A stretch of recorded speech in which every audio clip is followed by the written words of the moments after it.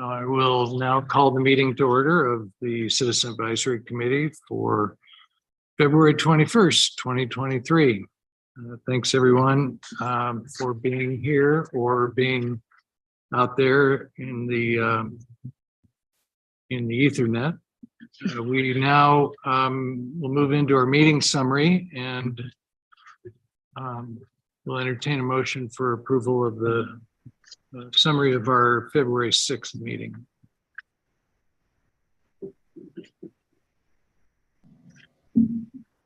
I'll make a motion to approve it.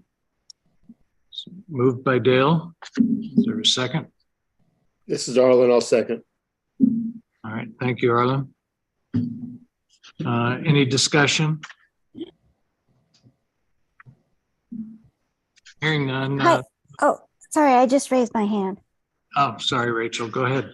Yeah, if we could just get a clear count of votes for, against, and abstain on really everything we vote on, that would be great. But instead of just yay or nay, all in a group. Thank you. Okay. All right.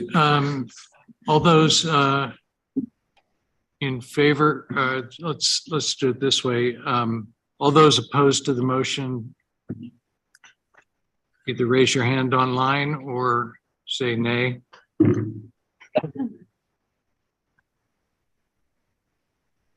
There are none online. I hear none. Are there any abstentions? This is Abby. I don't know if you can hear me, but I'm abstaining. I can just barely hear you, Abby, but I think I heard you say you abstained. Correct. Sorry, I'll speak up.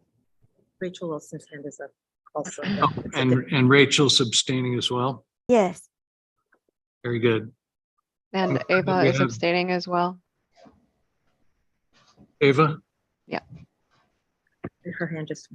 All right. And we have a total of how many members? 3 abstentions. Oh, altogether? Yeah. 32. Excuse me, Mr. Chair, you can't just subtract the abstentions from the number of members. Sure I can. It's simple math. But anyway, How many do we have? So don't people have to be Since I at the don't even meeting? know how many are here, I can't do that math. I'm missing an important variable. So all those in favor, please say aye or raise your hand. Aye. Aye. Aye. There are 4 ayes in the room. Those are Diane, Dale, Bruce, and Tom. And then online, we've got Mary, Carolyn, Mel, Joanne, Marlon, Brian, Kevin, Jamie also says aye. and Jamie.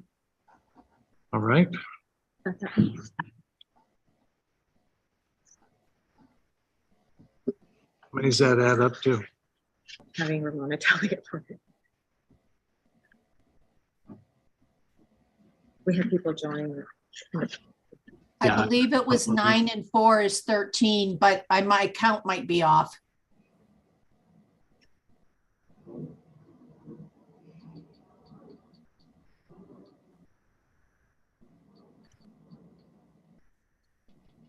We can provide it in this. Let's just practice. How about a roll call? Just make it get back for me. I'm going to start online. Thank you for everyone's patience. So again, if you are approving, Joanne.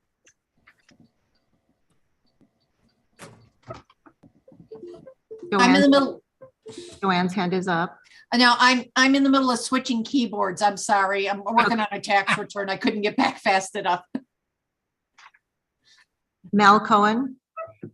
Aye, and I'd really like to get to substantive matter rather than procedure. Yeah, me too. Yeah. Carolyn. Aye. Eva. Abstained. Joanne. Aye. Ramon. Ron Hill, Aye. Abby, Abstain. Amanda, Parkman, Okay, I was making sure. Abstain. Arlen, Aye. Brian, Aye. Justine,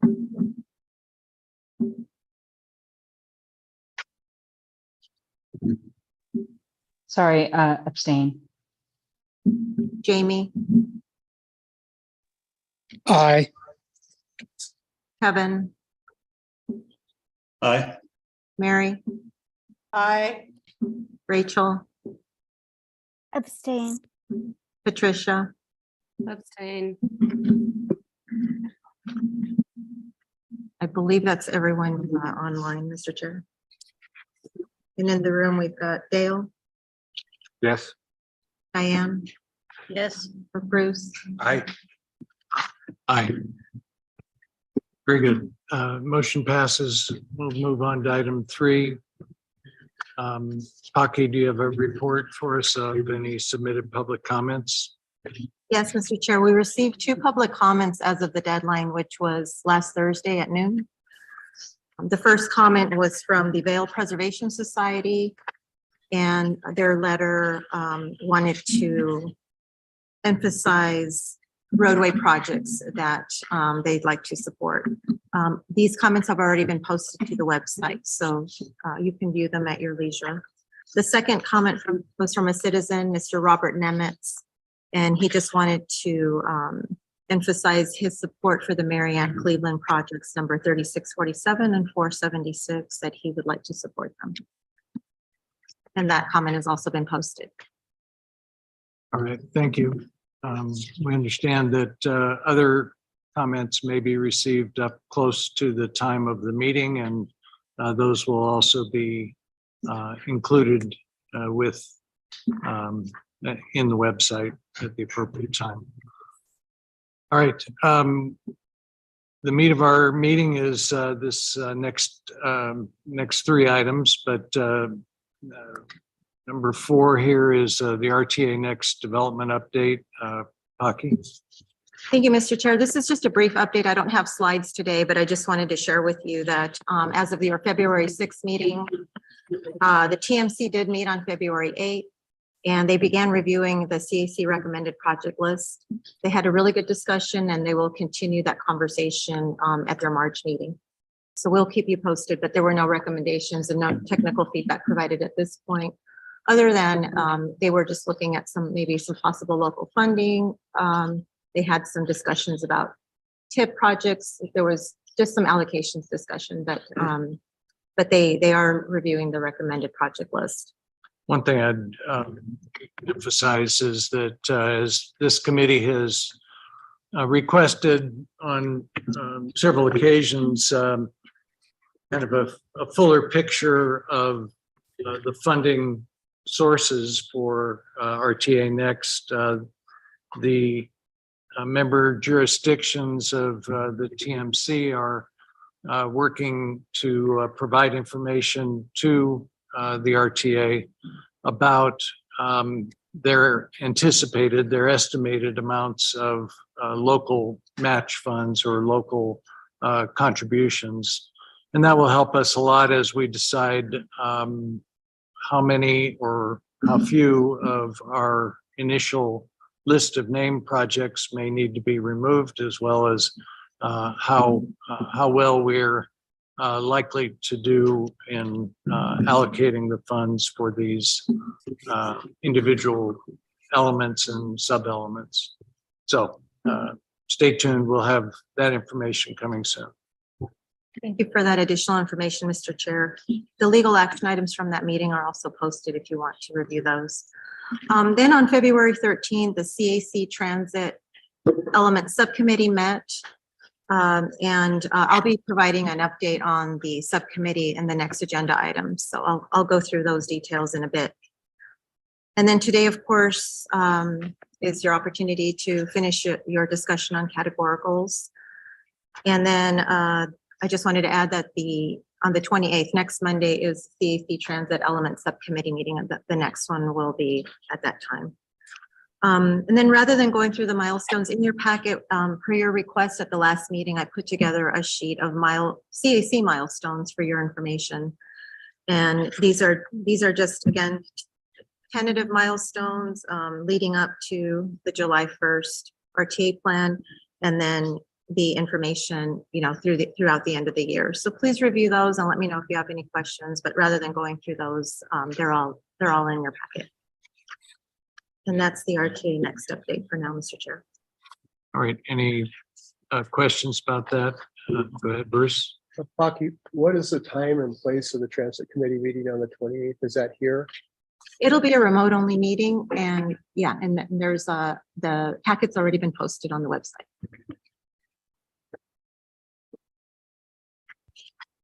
Very good. We'll move on to the CAC Transit Element Subcommittee update. Paki, I think you have some things to present here. Yeah, I just wanted to give you all just a quick update on the Transit Element Subcommittee that was held on February 13.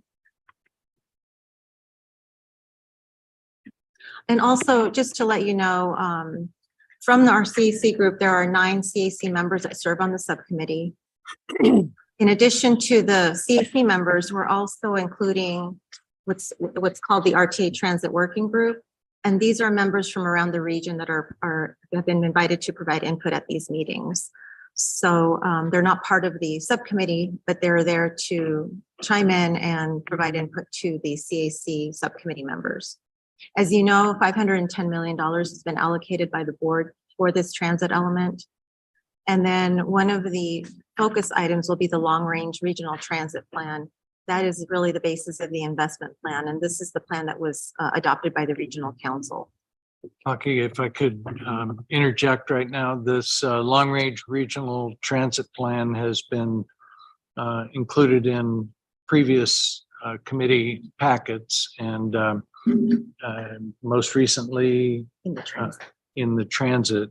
But for those other members of the CAC, I would really encourage everyone, I can't demand it, but if I could, I would, that we all read and become somewhat familiar with this document. As it says here, it really is the basis of the investment plan.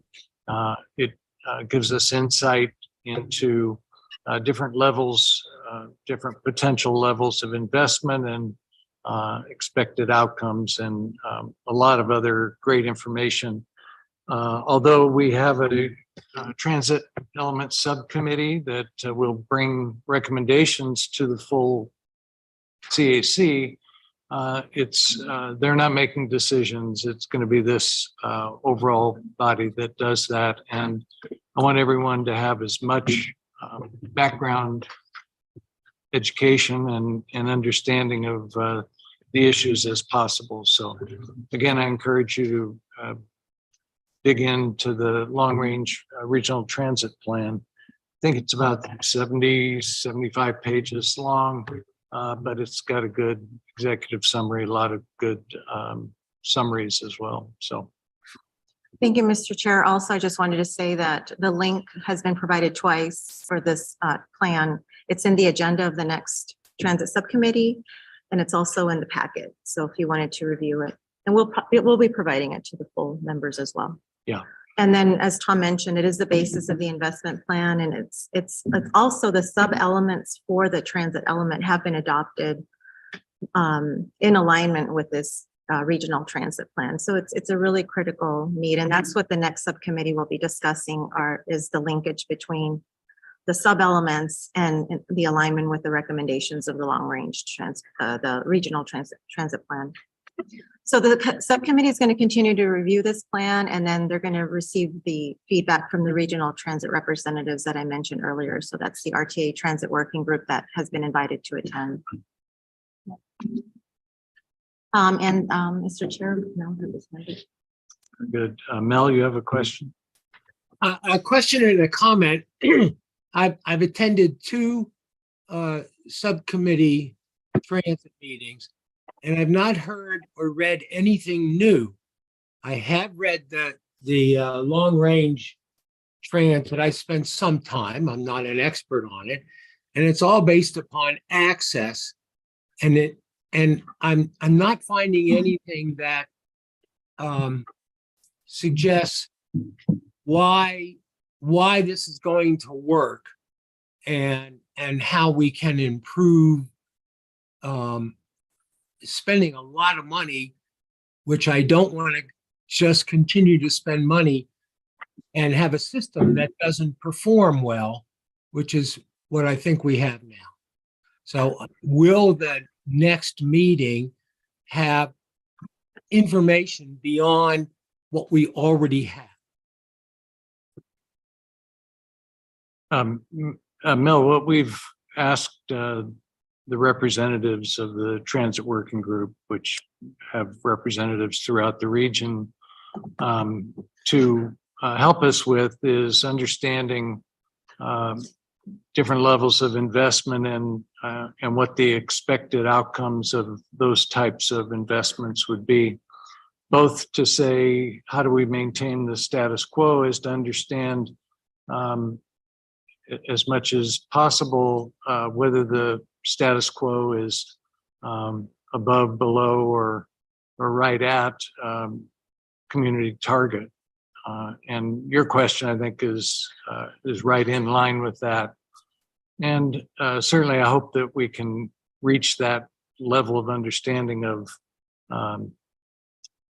the expected outcomes and the efficiencies, and perhaps any strategies for expansion and what the expected return on investment would be for those types of investments.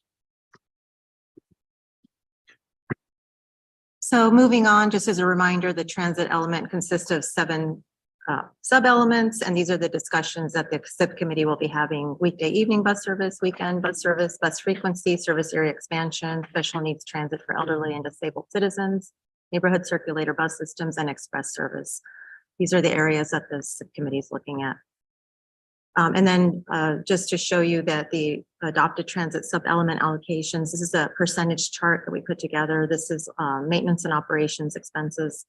And this shows you what the subcommittee is looking at, which was adopted by them, but 10% for weekend service, weekday evening, 15%, 5% for express service, 15% towards neighborhood circulator, 17% towards frequency, 7% towards area expansion, and then 31% to special needs.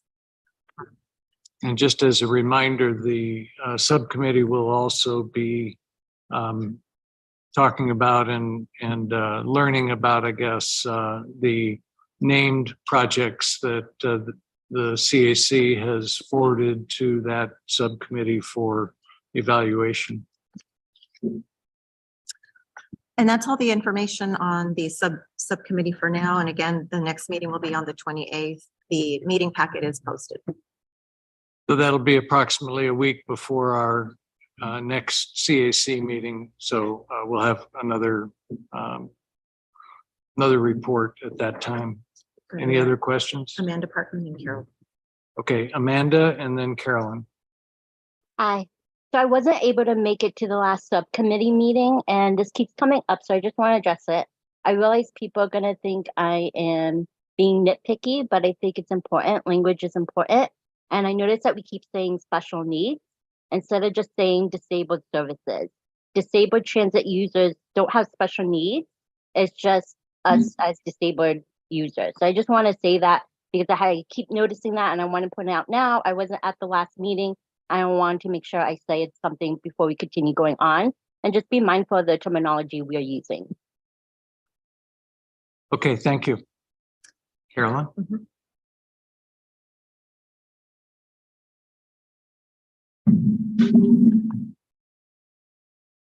Are you muted, Carolyn?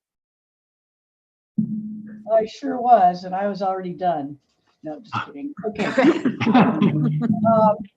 Well, I thought it was very, very well put. Your comments. Thank you.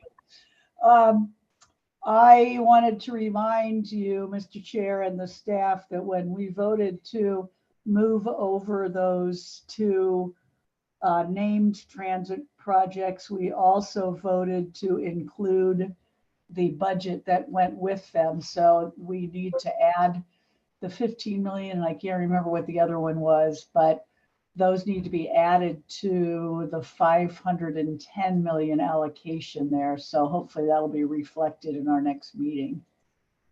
Yeah, thanks for reminding me of that. And also, one of the things that the subcommittee will really dive into is the funding for those projects and kind of what their full scope is. I believe that the amounts shown are partial funding of some as of yet undecided high capacity transit projects. So learning what those possibilities are, what those costs might be, and how much RTA is being requested to assist in that funding will all be important issues for us to bring back to the full CAC.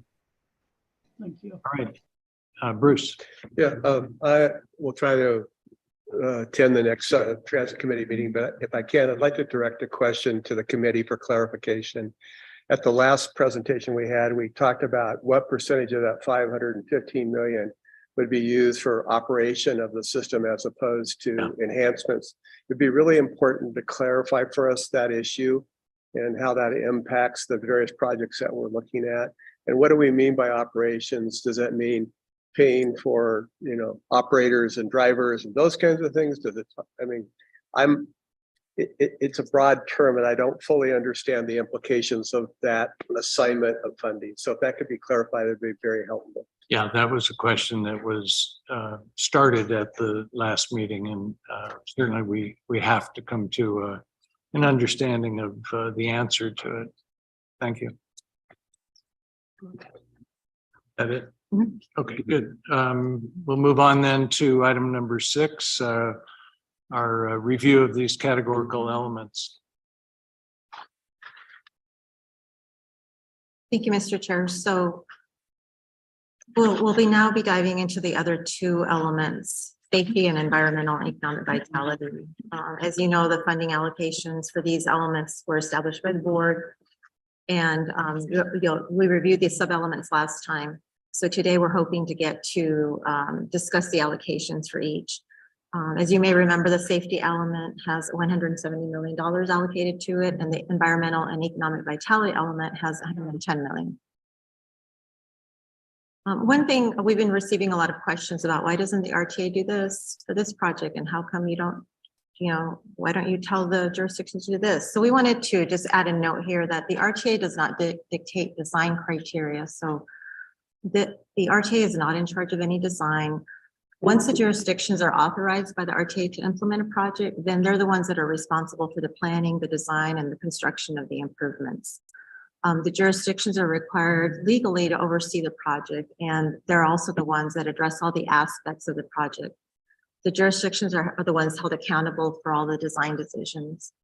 So neither the RTA nor any other organization or individual can dictate design to the jurisdictions just because of the liability concerns, especially when it comes to safety. So we just wanted to add that note because I've had a lot of questions about, you know, why don't you tell me to do this? So yeah, I know there are a lot of ideas about how design should be done, and I don't think those are necessarily completely off the table for this committee, but rather we need to understand that it's not our call how they're done.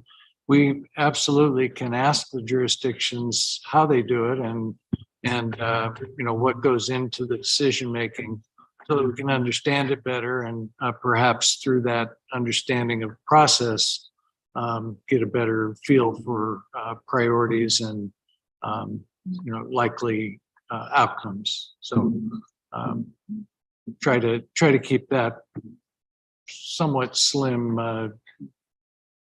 difference in mind. we've got Moss and Eva. Okay, Moss.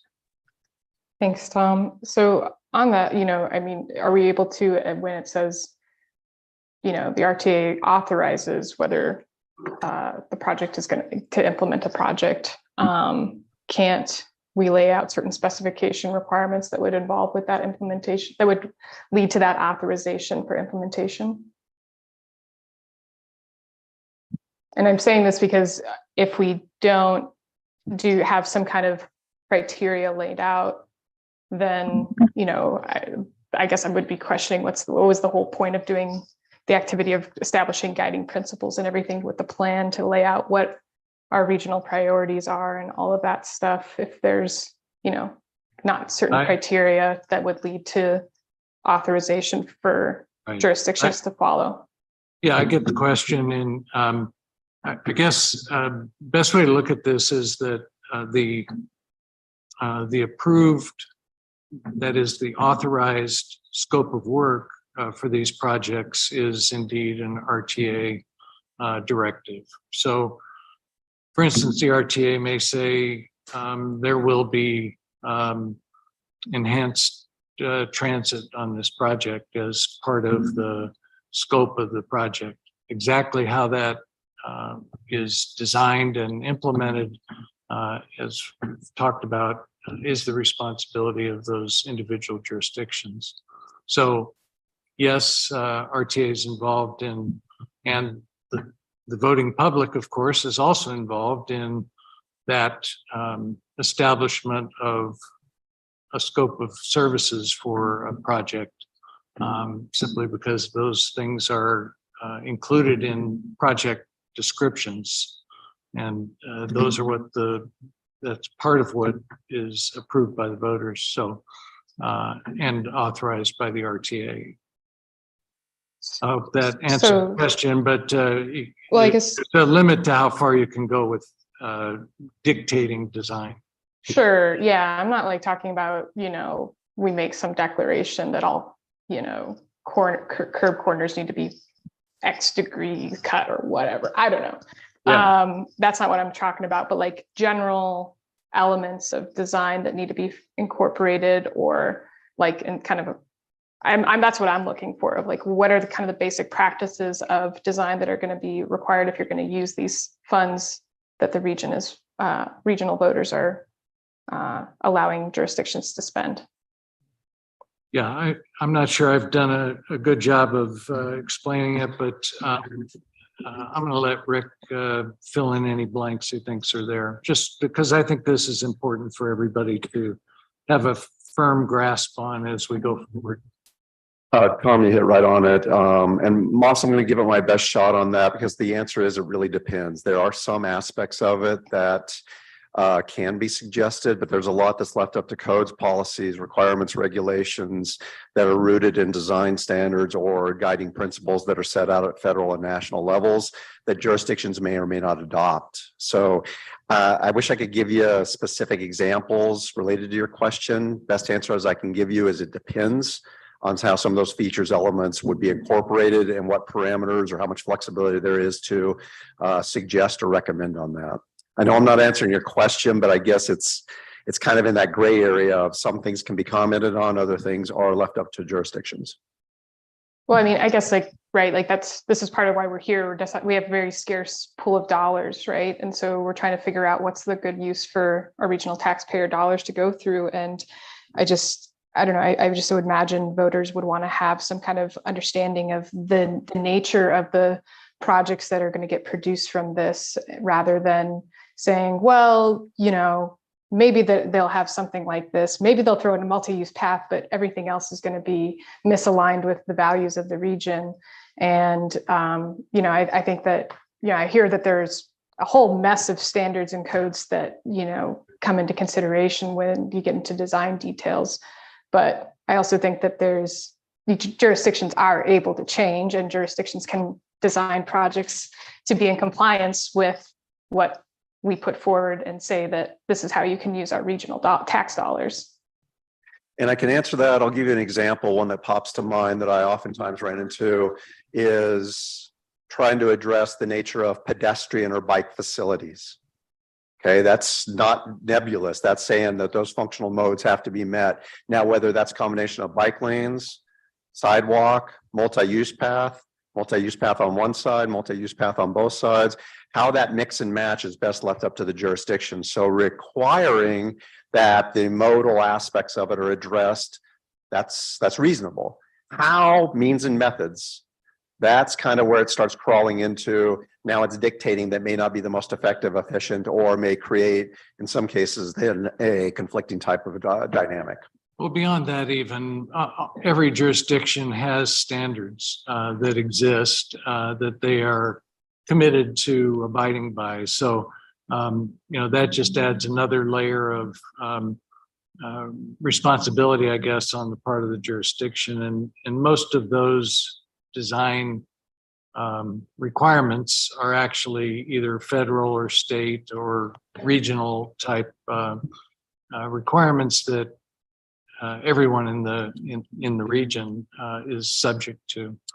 I could add one more thing on top of that, because Tom, to that, there's also the jurisdictions definitely pay a lot of attention to site specific type of situation. So a rural project that is in Marana may have different performance attributes or desire different characteristics or features than an urban project in the core of the downtown Tucson area. So they're all under the same umbrella of either bike, pedestrian, transit, or vehicular, but the specific tool application may have a little bit more variability, and it's best to leave that up to determining that based on the situations and the site-specific characteristics. So Bruce, didn't want to cut you off on that, but I wanted to add to what Tom said, that the application of specific tools does come into play.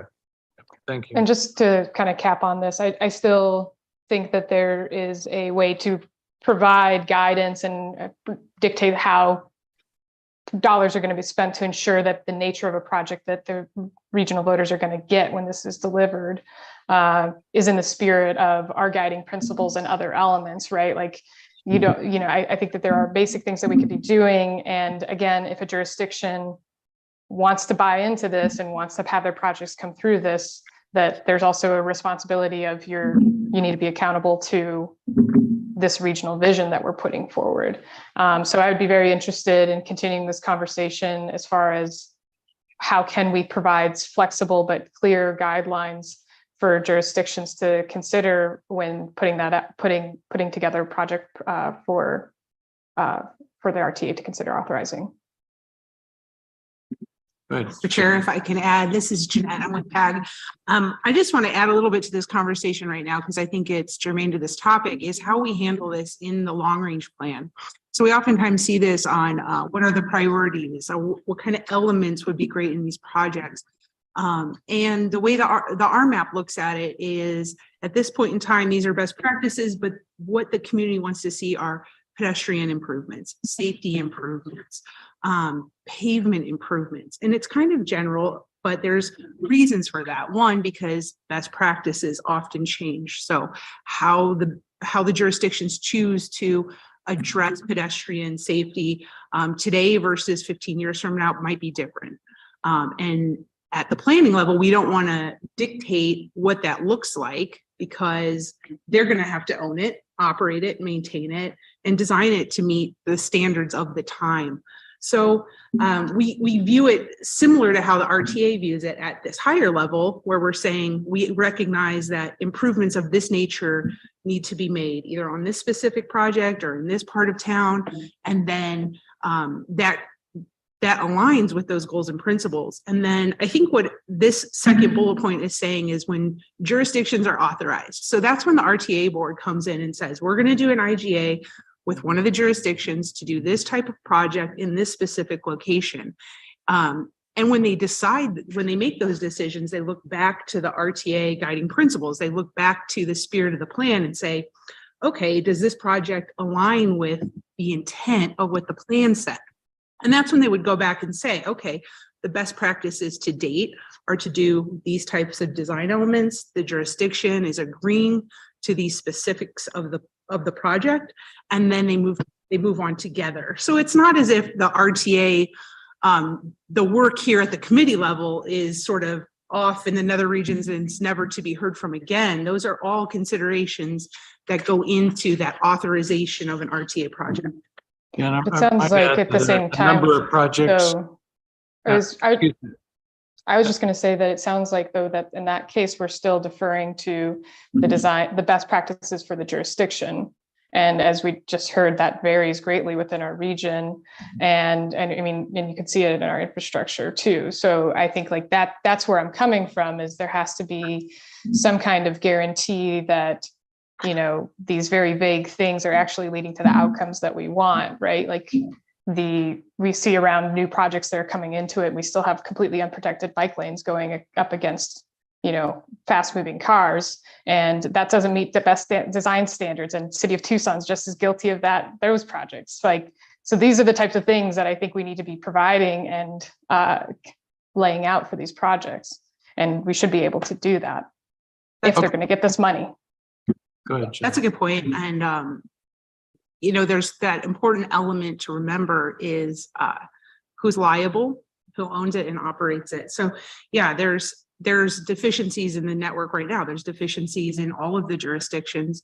But as the owner, operator, and the liable party, those specific decisions, the real nitty-gritty design decisions, the ownership of that and the liability lies on the jurisdiction. So yeah, every jurisdiction is going to have their own design preferences. A good example would be to look at the multi-use paths up in Oro Valley. They're designed completely different than what you see in the context of the urban area. They're, you know, it's just that's how I mean, if I may, it's what I think the point is that I'm making is that, you know, if jurisdictions want to use RTA dollars for a project, then these are the guidelines that they have to operate with on. If they want to if they don't want to take on liability because they don't believe in protected bike lanes or whatever, then find another funding source. And so we're not saying you have to do this and blah, blah, blah, blah, blah. If you want to opt in to use these funds for that given project, then you can, and it needs to meet these design guidelines because that's what the regional voters voted on. That's a point, but Mr. Chair, if I can, there's also a lot of federal guidelines that the jurisdictions have to meet. And the easy example of this is ADA accessibility. So ADA guidelines are prescribed by the federal government on how the city or any of the jurisdictions would design those types of improvements. So if this group or if the RTA were trying to be prescriptive, we could run into a situation where those prescriptive improvements are not meeting the standards of the time or the rules and regulations that the jurisdictions have to follow. Those change frequently. So the standard of how you do an ADA ramp today might be different, or signalization requirements, signage requirements, barricade requirements. There's multitude of those requirements. So if we get too prescriptive at this point, then they might be in a situation where they're having to make decisions between what the RTA and the CAC committee recommended at the time versus what the federal requirements and the local design standards are dictating. Yeah, Totally. I mean, that's we'll right. talk more I about was saying- this and for sure. Yeah, and I just want to clarify though, I wasn't talk being, about it, and I we would just wanted to likely clarify get that I into wasn't some- being prescriptive, Tom. And That's all. please. Well, Tom, I was just responding to, Oh, like, no, we're having you've a conversation. responded about so- 6 times now. I'd like Well, I to think we're having a move on because discussion we and have this a is bunch how of other discussions people can that go. wanna- So you just, you know, Oh, really? Point I'm of just order, trying- Mr. Chair. I was just trying to say that I wasn't proposing prescriptive things. I specifically said not selecting specific design standards. I was saying to have basic guiding principles that are in alignment with this and people can opt into it. And I haven't heard anything that has explained why we can't say if people want to opt to use these dollars, they can follow some broad and general guidelines for that. All right, Amanda, that'll be a committee decision, and we absolutely will continue to talk about that. But we have quite a bit of work to do today, so let's just table that until we get into talking about individual projects, and we can talk about those things. I have a few more comments here that we need to hear from Ava, and then Bruce, and then Rachel Yeah. and Joanne. So I can't recall if Josh described it to us during a tool subcommittee meeting or during a CAC meeting, but at one point I remember Josh describing a kind of safety assessment process that happens. I'm not sure at what stage in design. It had a very specific name that I'm blanking on, but I wondered, like, when does that kind of thing happen? And is that considered design? Is that design criteria? I mean, can anybody in staff help me out with what I'm talking about here? Does anybody remember?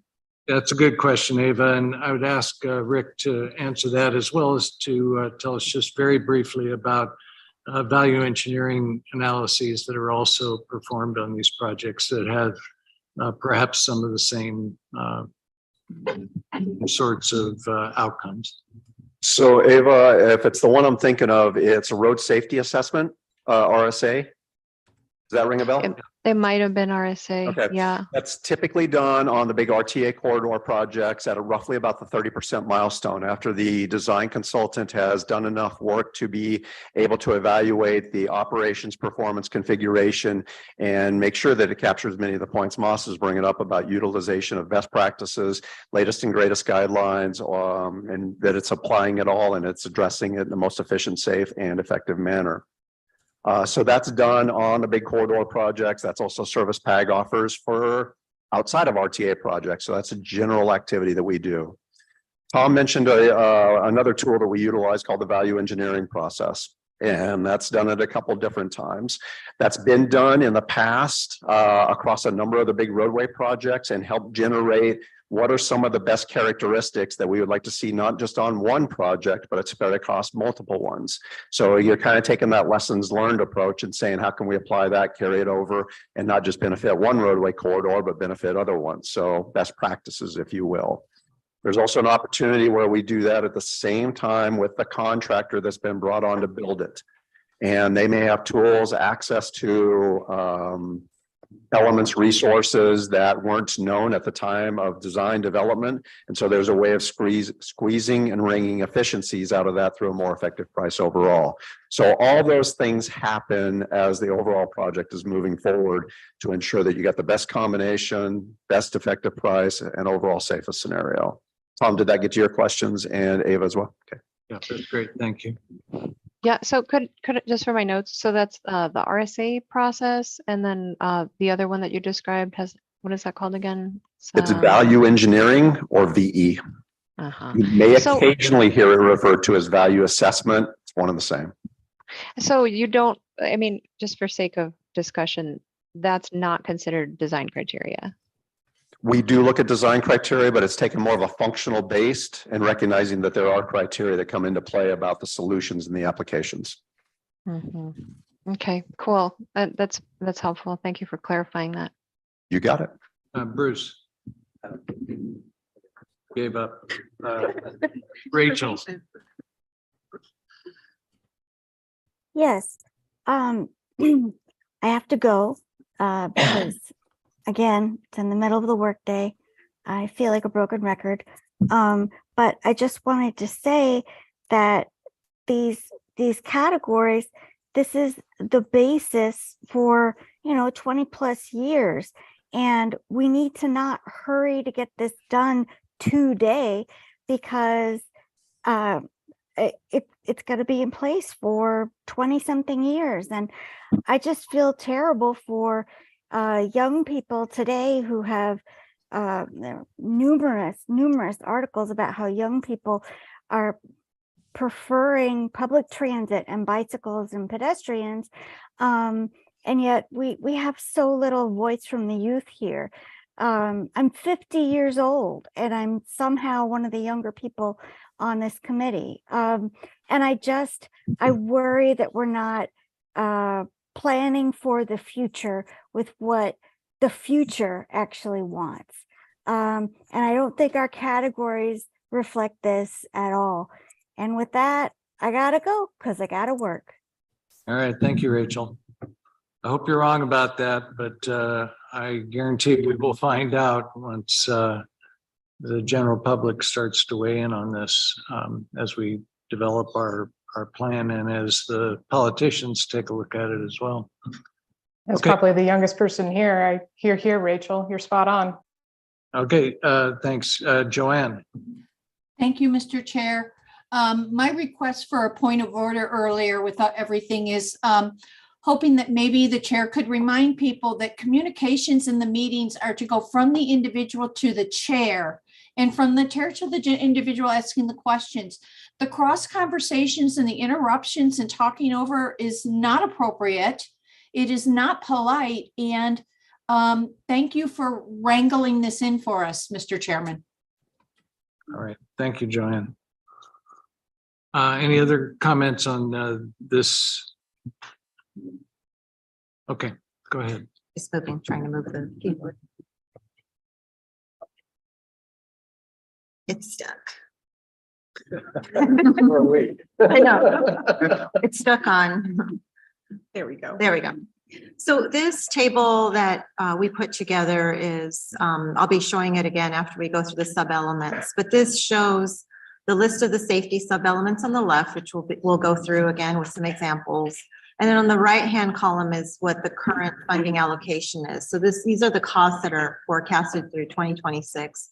As you can see, the total for that at the moment is 107.4 million.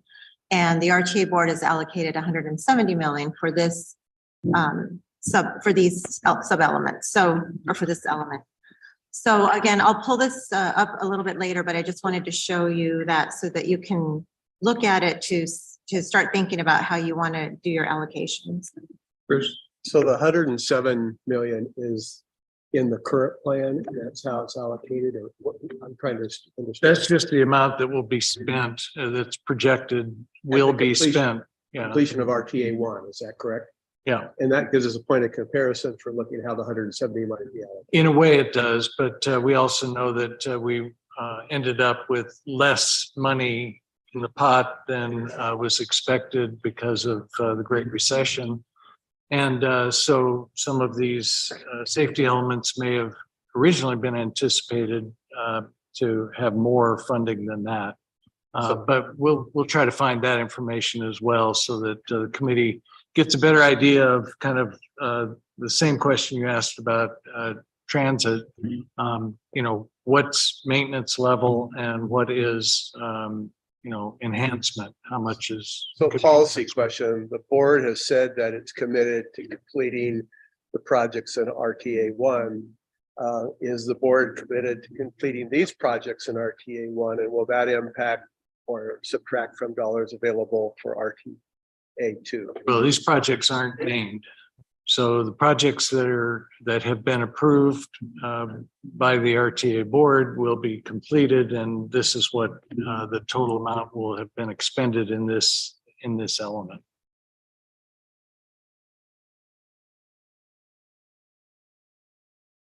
So the first sub-element is intersection safety and capacity improvements. And at the last meeting, a few of you asked for some examples. So what we included in your packet is the list of 194 intersection improvements completed. It's a list, and then we also included this map that you see before you. This map only shows the completed projects, just to give you an idea. And for the purposes of this map, these completion numbers for the map were through fiscal year 2022. But this gives you, again, an idea of which intersection improvements have been completed, and in your packet is a list of the specific intersections. Got Patricia and Dale. Okay, question from Patricia or comment. Yeah, thanks. I guess I'm not sure when I'm allowed to say this because I tried to bring it up last time and I felt like we just kind of moved through all of the different sub-elements without really discussing them substantively, but I would just like to reiterate that safety and capacity are fundamentally at odds with each other because we know that if we increase car speeds, then it is less safe for everyone, including people driving them. So I just wanted to make sure that we note that when we're looking at this map that, you know, each of these dots does not mean that these intersections were made safer. And I would love to return to the conversation about the plan that we're actually working on and changing that for that. What's your specific suggestion about this? Don't call it capacity? I just don't think that safety and capacity should be grouped together. And I think we should really parse out what those two things mean and what we're talking about when we say safety and capacity, and how, yeah, like, I think there's a lot to be discussed there and not just lump them together. Yeah, so maybe what I'm hearing you say is it should say intersection safety and or capacity improvements. Because it is very feasible that making an intersection safer may mean adding lanes. As an example, a roadway that doesn't have left turn lanes, that has those lanes added, has greater capacity as a result, but it also has greater safety at the intersection. We would have to really look at kind of what those types of intersection improvements are in order to say, as you're suggesting, that they're all, either safety or capacity. Some may be both.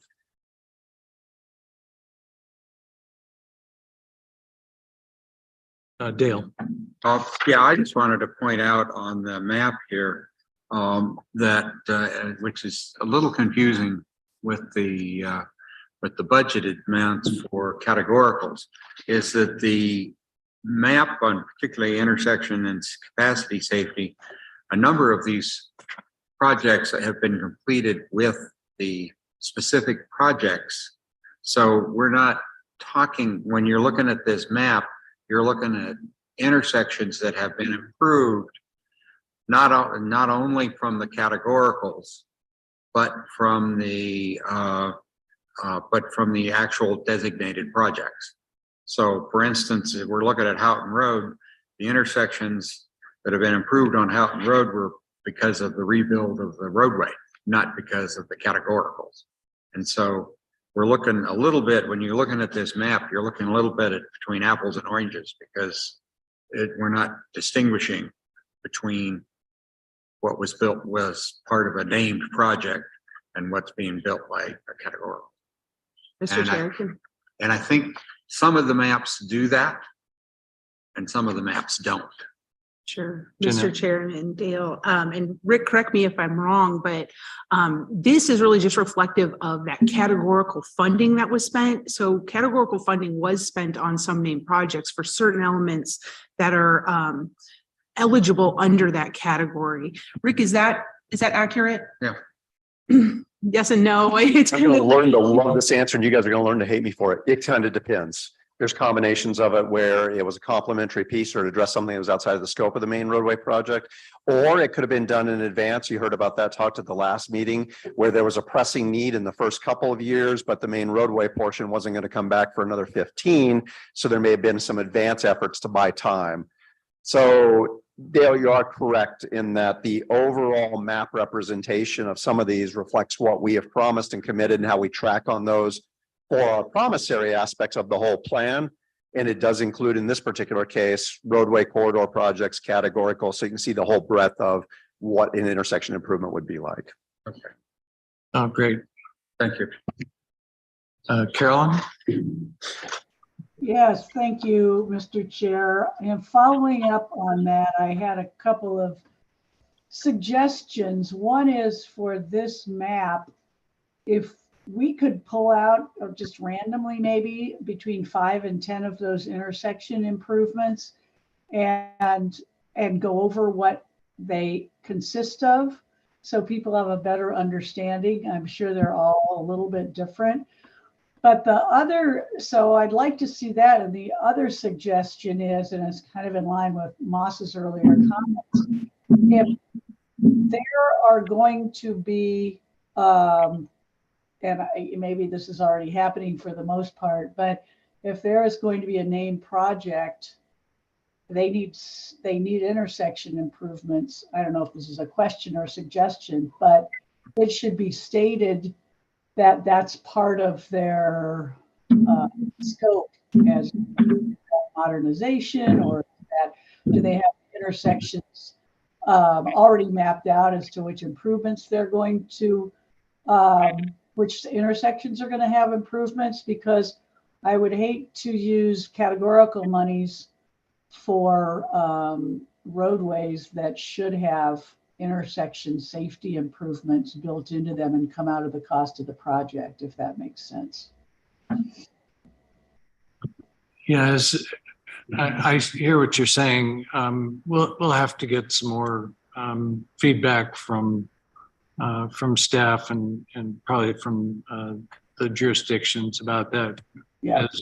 As Rick just mentioned, some of these projects, virtually all of the corridor projects were built in phases, and a first phase may be from point A to point B when it's ultimately going to point D. If that were in the middle of the overall corridor, you would probably fix the intersections at either end. But then you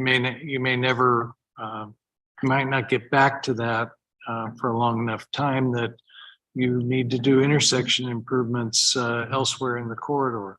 Those are all timing issues and probably nearly impossible to predict at this point. And using that intersection safety money for those intersection improvements is okay, I would think, particularly because you'd like to have them built to not be thrown away when the actual next point B to point C or C to D, is finally scheduled.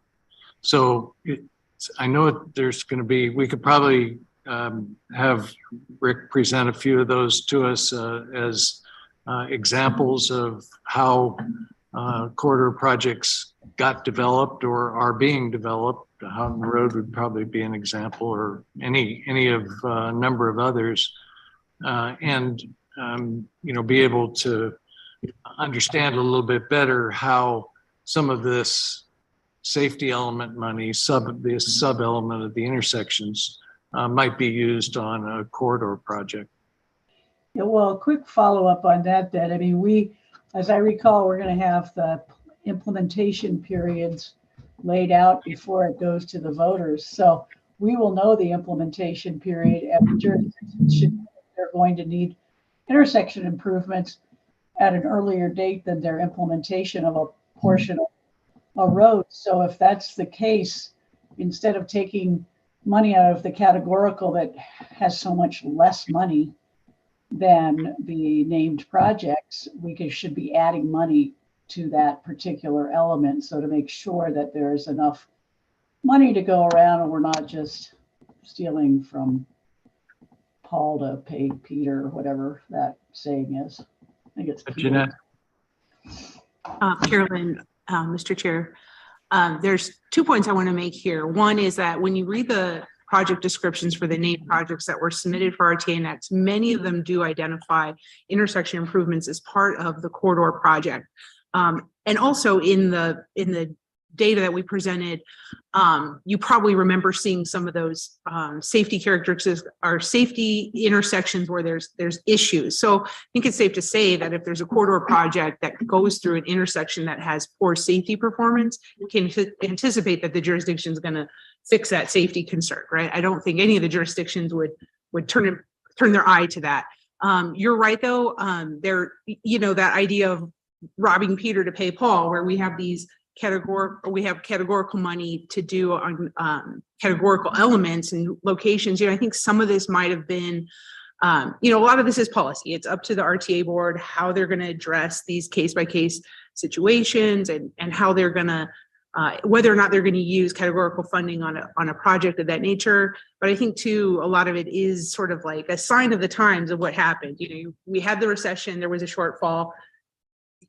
You're kind of in this situation where those decisions have to be made at that time. But yeah, it's a really good point.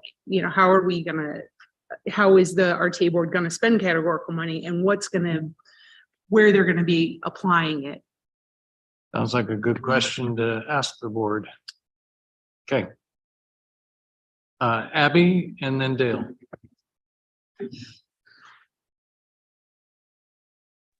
Abby signed off, but Ava put her hand up. And I also have mine up too. All right, thank you. Dale? Yes. Mainly, I want to kind of follow up on what I had to say, and I very much agree with what Carolyn's saying. Is I think it would be very explanatory to people to have 5 or 6 different explanations of what these are, because they're not apples and oranges. I haven't followed every one of them, but I can tell you I know that there's significantly difference in different situations.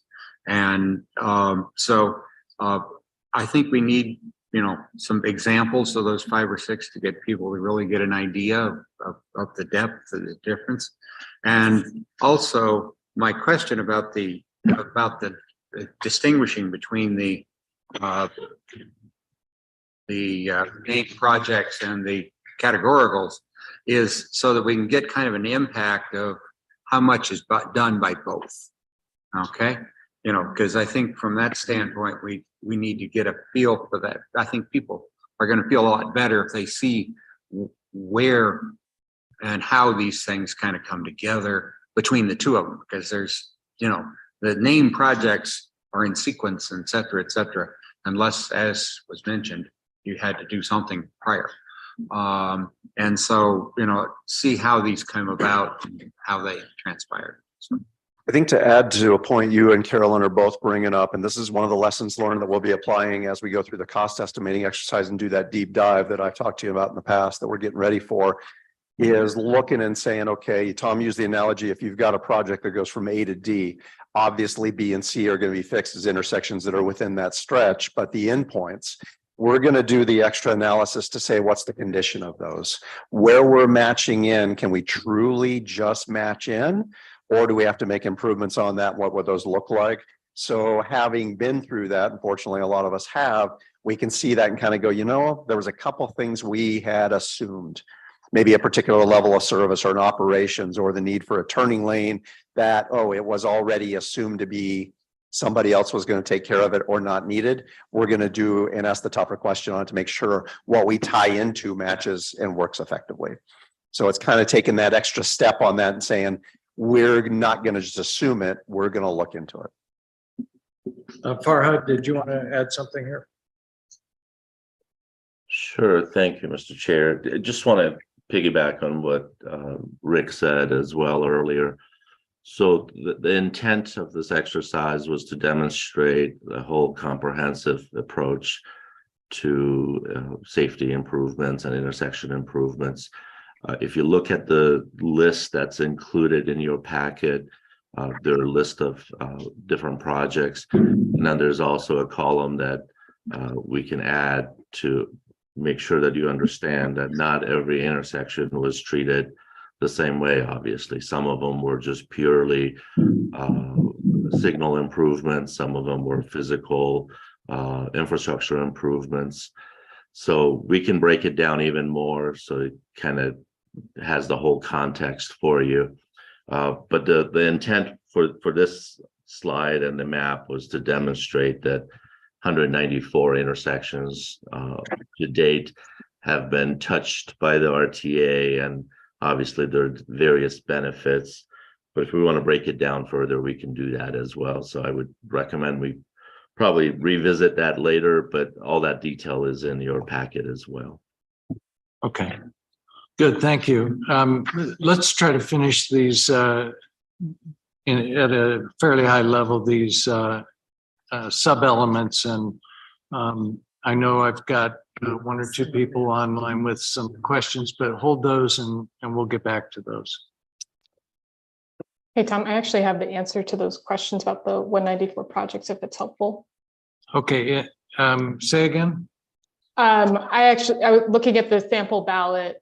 Only 40 intersection improvements were part of the safety element in RTA 1, and 160 intersection improvements were part of the roadway projects based on the sample ballot. So most of them were not done with the categorical element. Yeah. Okay, thanks. Go ahead. Mr. Chair, so the next sub-element is the elderly and pedestrian safety improvements. And I know Amanda Partman mentioned the reference to this. I'm just referring to it as it exists now. So there were 154 elderly and pedestrian improvements that have been completed. And then the map that you received in your packet and before you shows the ones also in construction and in design and future planning. Sure. Yes. I suggest that to Gail and Carol's suggestion, I think it'd be helpful to see a couple examples of what we mean by these, because they're very different in their kind and character, and it'd be good to just have a sense of a couple examples of these. Agreed.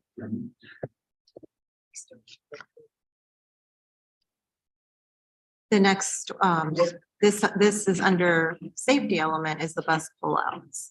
And as of now, we have 139 new bus pullouts completed. And the map again shows you what's in design, under construction, completed and future. And we know that many of these were done with corridor projects, right?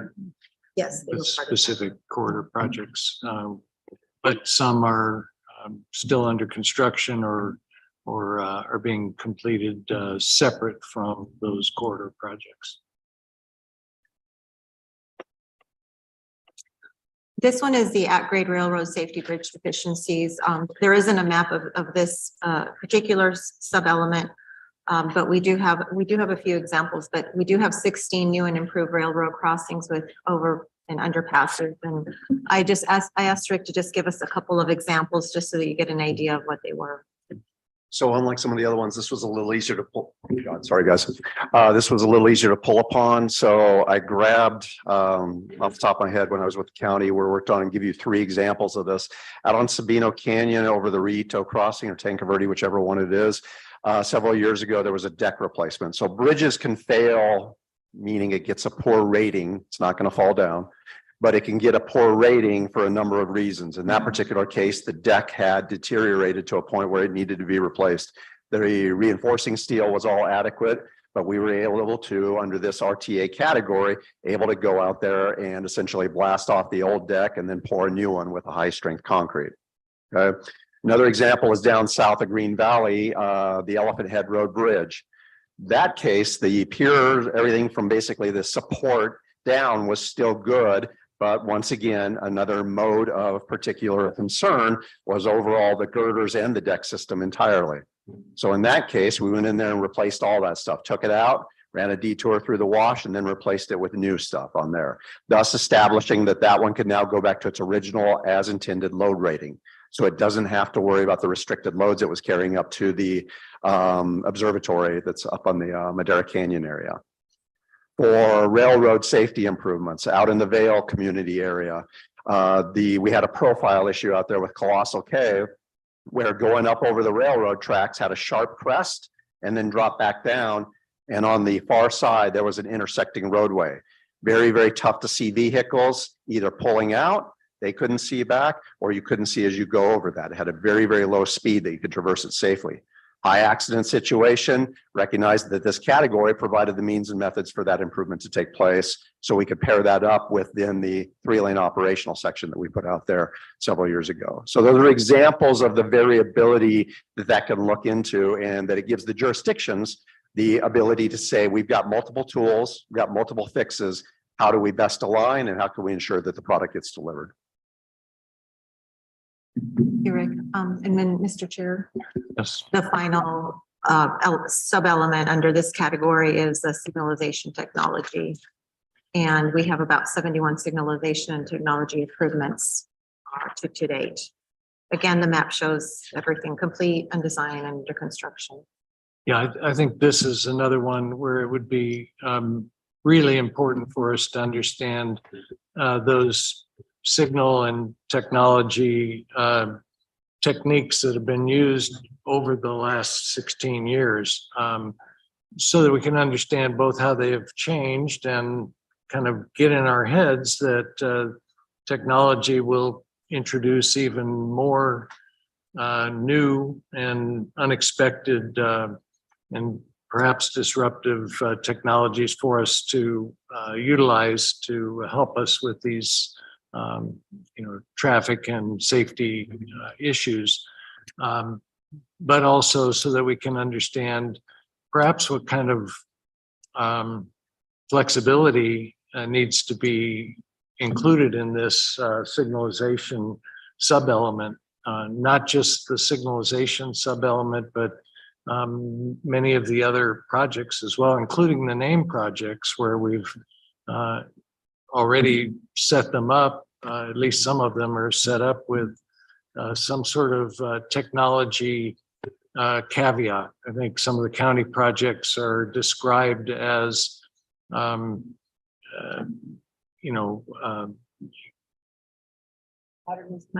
modernization, but also saying either widening or any other technology or method that might be available at the time that we actually bring it forward.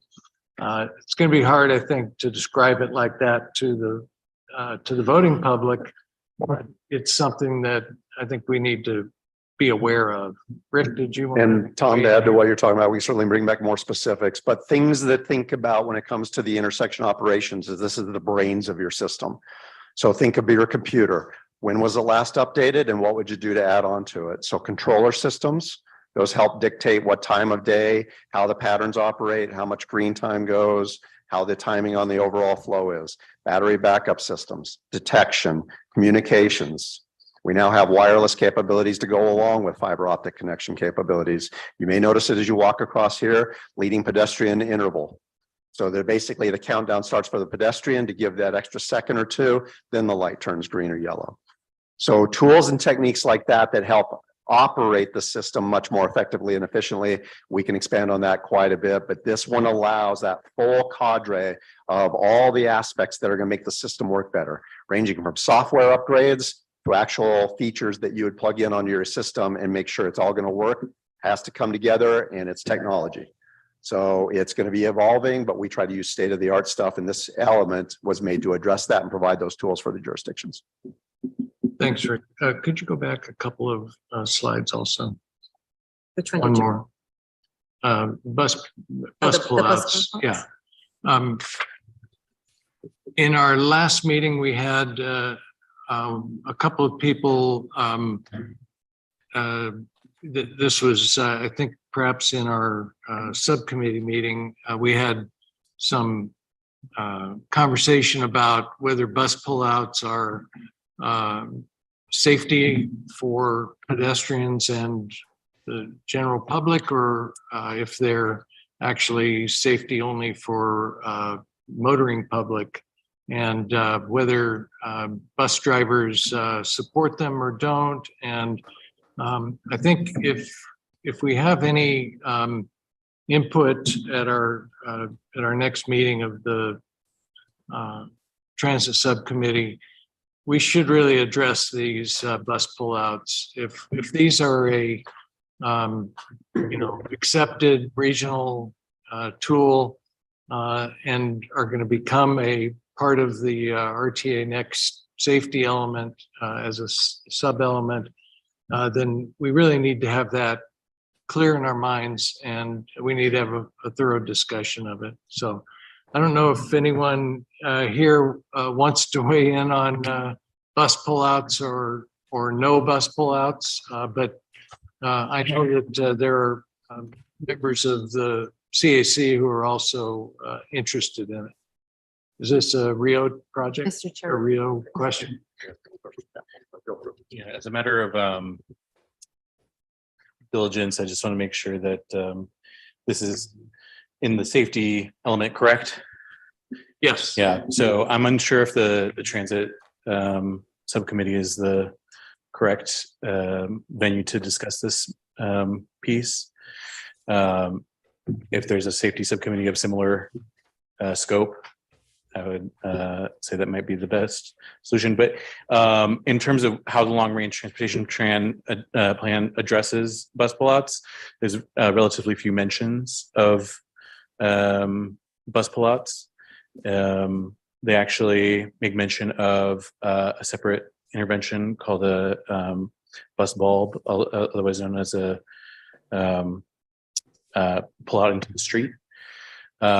So they suggest replacing bus pullouts with that element in the long-range transportation plan. How does that work again? I didn't follow you. So a bus bulb, as opposed to a bus pullout, allows the bus to have passengers embark and disembark from the bus without ever leaving the travel lane.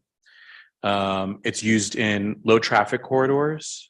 So a good example is there's a stop currently on Tool that the bus has to maneuver pretty aggressively into a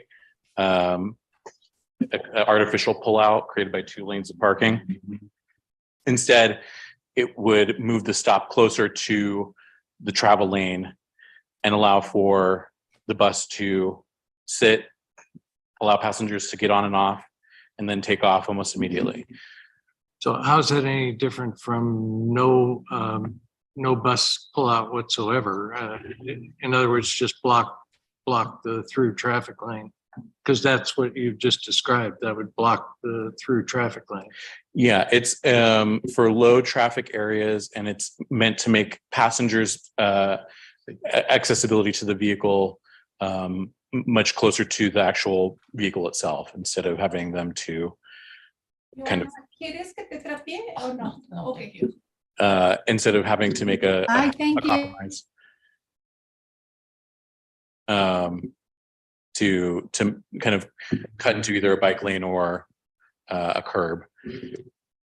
I can provide the committee with an example if it would be helpful. Mr. Chair, if I may, thank you, Rio. That is something that maybe the transit subcommittee could go into further discussion. Yeah, his suggestion was that it's maybe not a transit subcommittee, but I know they're going to want to talk about it. So I kind of would go ahead, Bruce. Yeah, there are a couple of these, what I would call maybe philosophical issues, this being one of them. And the other one is the assertion made that capacity improvements are only to speed up traffic, which I disagree with. I think they have a direct impact on safety and so on. I think it would be useful maybe if we have a time to talk about those so that they don't interrupt the flow of the other things that we're talking about. But I do think they need to be vetted and give the committee an opportunity to chat about them, whether that's in a subcommittee format or we just set aside some time from it, because they keep being introduced into the other parts of this discussion. And I find it frustrating. So. Okay. I mean, you've raised the issue of the bus pullouts. I Right. think the capacity issue is equally a philosophical issue. And maybe there's just a time when we have a discussion within the committee about those kinds of issues. Yeah. I can just wrap this. Yeah, go ahead. Let's dive into the comments from the committee. Jamie and then Moss. Yeah, Mr. Chair, just a quick question. When we were talking about the traffic signals, is that going to include like new technology? So, you know, synchronization based upon traffic path. I mean, is this going to be like a smart system, or is this just general upgrade? I guess is my question. Well, come back in 15 years and I'll tell you the answer. But I think that was my point about it, that we don't know yet what we don't know, and we don't know what the traffic signal system of 2040 is going to really look like yet, although I'm sure some of the smart people in this region have some ideas about it, but we want to have a plan that will be responsive to those new things, so that we're not building 2023 projects in 2043. Well, I guess that was my question. When he was explaining, he was just talking about upgrading software and things like that. So there's no designated system we want to purchase. We want to make sure we just carve out some money so we can have it in the future. Jamie, you're correct. So what was done in its improvements in better, 2006 would be then, they're different than what's being done now in 2022. Got it. We're just trying to get ready for the future. Okay. Exactly correct. And it's open enough to where you can use the latest and greatest technology that's going to fit and make the improvements to the system that we're desiring. And that'll be incorporated with like emergency service, police, fire, and ambulance. So they'll still have emergency vehicle preemption or even bus systems, right? You sometimes use EVPs. So, Right. okay. Yeah, exactly. Farhad? Just a perfect example of why these are buckets and descriptive. Obviously, as the technology improves, we want to make sure that we can adapt and make those changes. So good question, Jamie. And I think that really represents how these categories have to remain more descriptive so we can be flexible and adjust and adapt as technology changes, as standards change, as best practices come into play.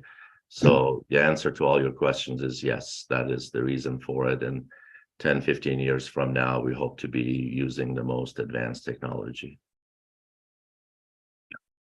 Yeah, and obviously in these sub-elements, there may turn out to be a few of the projects that are known at the time of voting, but the vast majority of all the projects that get done under these, will go through the process that we've talked about before. As they're needed and as they're of importance in the region, those projects will come forward, including any technology enhancements that might either make them a better project or a cheaper project or a more important project. Mr. Chair. Yes, go ahead, That's a Jeanette. very, very good point. And I think another point to make too is that different applications are reasonably to be expected on different types of roads. So in different locations. So your high speed, high capacity corridors are going to have different technology applications and perhaps your lower capacity areas or your rural applications. And they'll use different technology to solve different problems. So whether it be a safety problem, capacity problem, just a functionality problem, it's just another reason why we can't get too prescriptive, because not every technology application is going to fit for every single location. Yeah, thanks. Moss? Thank you. So, I mean, I think first off, on bus pullouts, jumping back there, they're about convenience for drivers, not safety, period. Like, that's it. That's all they're there for. And then going back to Patricia's comments way back when, I really agree that we need to remove capacity from the sub-element on safety. You do a quick Google of "Are left turns lanes safe?" And the very first hit is a Science Direct article that states that intersections with left turns are more dangerous and have more crashes than ones without left turn lanes. So that example you provided, Tom, about increasing capacity, also increasing safety, it doesn't exist, right? Especially with the way that the design standards that have been traditionally used and are being referenced. So Yeah, I'm sorry. I think we really need to get that out. I will never accept that. Okay, I don't know if you just don't like scientific articles, Tom, but I mean, All it's right right. there. All So right. things have changed from when you were an engineer. So When I was an engineer, oh, that hurts. Bart. That hurts. Well, Do we have other comments? No, I'm not done, Tom. So I've been patiently waiting and everything. Just because you don't like what I have to say doesn't mean you get to shut me down. Oh, no. And I often like what you have to say. Well, okay. Anyways, I also think that we need to change on that intersection safety and capacity sub-element. We need to remove intersection safety and make it broader. I don't know if right-of-way safety would be more appropriate so that these dollars can go towards other safety improvements along a roadway for other uses as well.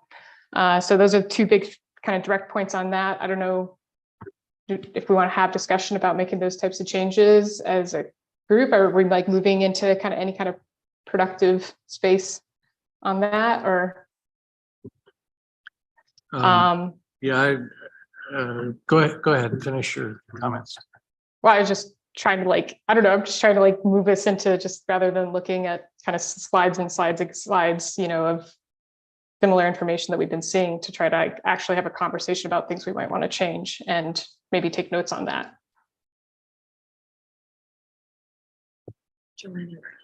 Okay, thanks. Well, we'll get back to that. When are we going to do that? Can you answer my question, please? I don't really know at this point.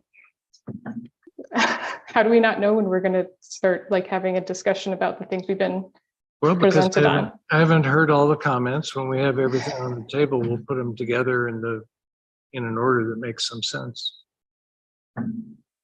Joanne? And then Brian. Thank you, Mr. Chair. I'm concerned that we're taking articles off of Google and we're calling things scientific when we don't really know whether or not it is scientific. I mean, I think the vaccine clearly has proven what science is and isn't. But in this particular case, it seems is highly unlikely that any credible organization would say that a bus pullout has nothing to do with the safety issue for either the passengers, the vehicle, or the transit. And I think that keeping these bus pullouts under the safety element is most appropriate. Just to clarify, Science Direct is one of the largest repositories of peer-reviewed scientific articles and for academia, government, and industry. And we have the authors of this article include the Associate Dean of College of Engineering and at University of Madison, and really the number of folks from University of Madison that are working on this. Just to be clear, this is research, this is facts, left lanes, and okay. All right. Well, we're not going to argue the science right here, but we will certainly get some presentations, including what Moss is talking about, this Google article. Okay, Brian. Thank you, Mr. Chair. Same thing. I just not providing any scientific data, but I do want to provide the counter approach that I do believe with a bus pullout, it is not simply for convenience of the drivers, although it does provide that convenience. But I do think the onloading and offloading of passengers onto a bus and having that bus be out of the flow of traffic and not causing a stack up effect behind it certainly does provide an avenue to reduce accidents. Secondarily, this idea that capacity. So in just my day-to-day life, my neighborhood access is off of a 2-lane undivided highway, and there are plans to expand it to a 4-lane divided highway. And doing so, reducing that congestion, reducing the long lines of cars, provides greater and safer opportunity for vehicles turning out of the neighborhood or into the neighborhood. Again, this is just my own experiences. I'm not citing anything else, but I do think things can be looked at, on 2 different sides. That was the only input I'd like to provide. Okay, thank you, Patricia. Thanks. I think maybe I'd like to request if staff could maybe bring back crash data for the last few years on any RTA completed projects. I think that might be helpful. And I think that if we're going to be talking about, the safety element, then some data that would counteract my understanding based on data that I've seen that capacity and safety are at odds with one another, that bus pullouts don't improve safety, like all of these things. I would love to see some data refuting that then, I guess. Okay, thank you. I don't, that's really not unreasonable, but I don't really think that we're the best arbiters of that. I would like to have the technical experts from the TMC weigh in on some of these issues that we've been talking about. And I think a presentation from some of those people, these are the folks who are responsible for those crash data and defending themselves in cases where there is deemed liability. And to me, I'd really like to know whether they, are planning to go away from left turn lanes, as Moss brought up, or if they as a group or even individual jurisdictions believe that the bus pullouts were a mistake and should either be eliminated or at least not proliferated further. So those are, really key things that we can argue about ourselves, but even former engineers on this committee, would not be likely the most reliable sources. And so I would suggest that we try to get some real feedback and conversation going with some of the jurisdictional experts, as well as the PAG and RTA experts. This building is filled with really smart people who have studied all the different technologies and are, I'm sure, Moss, really familiar with the article that you've described and many others that likely have the same sort of conclusion. I will say, I know that there have been conversations that I've heard from members of our committee about, the preference for slowing traffic down to make for safer streets. And that certainly makes sense, but is probably not a peanut butter kind of solution. And understanding where those kinds of applications work the best and why perhaps an inner city project is proposed to be, a traffic calming or a road diet or other of their current techniques would be very helpful, I think, to the committee, especially juxtaposed with other projects where the issues are different and the solutions are wildly different in some cases.